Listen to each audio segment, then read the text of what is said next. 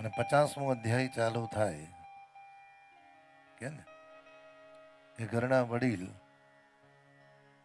માની ઉંમર 35-40 વર્ષની થાય અને પિતાજીની ઉંમર 55-50 વર્ષની થાય કે 45 વર્ષની થાય.